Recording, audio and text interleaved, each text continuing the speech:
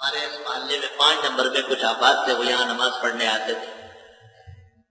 تو ایک دن نماز میں وہ بھی کھڑا تھا اور اتفاق سے میں بھی آ کے جماعت میں شریک ہوا.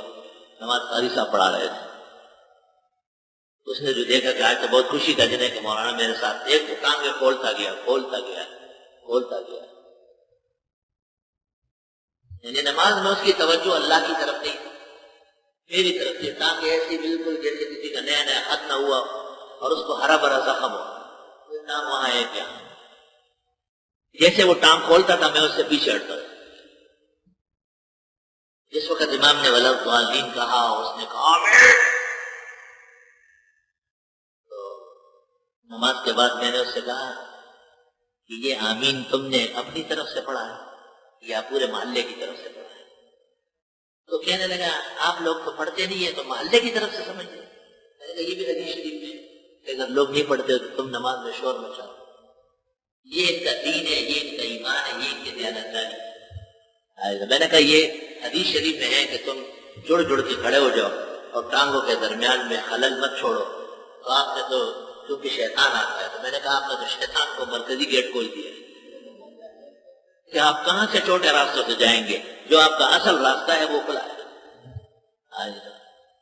اللہ تعالیٰ انہیں ہدایت دے اور ان کے شر سے حدیث کے نام پر جو فتنہ و فساد ہے اس سے اللہ تعالیٰ امت کو محفوظ فرمائے.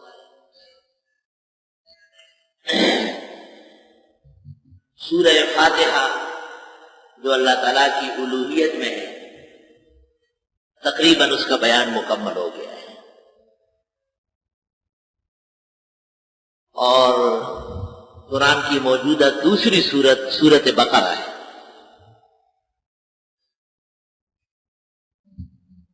اور یہ مدینہ منورہ میں نازل ہوئی ہے. 286 آیات اور 40 رکوع پر مشتمل ہے.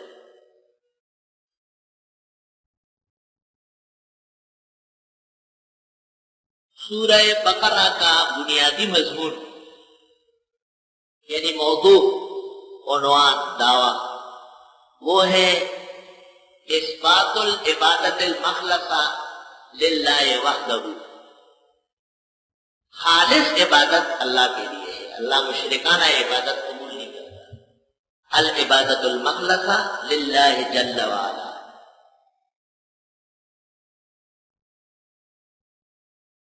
اور یہ دعویٰ سورت میں 4 جگہ ہے. تیسرے رکوع کے شروع میں یا ایھا الناس اعبدوا ربکم، اور آگے چل کر وَإِلَٰهُكُمْ إِلَٰهٌ وَاحِدٌ لَا إِلَٰهَ إِلَّا هُوَ الرَّحْمَٰنُ الرَّحِيمُ. اور تیسرے پارے میں اللہ لا الہ الا هو الحی القیوم. اور سورت کے آخری رکوع کے شروع میں للہ ما فی السماوات وما فی الارض.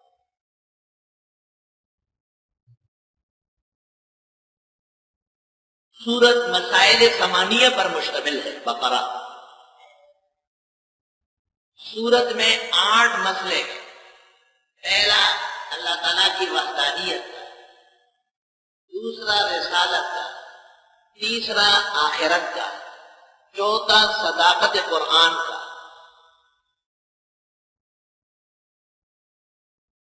یہ 4 مسائل متصل چل رہے ہیں.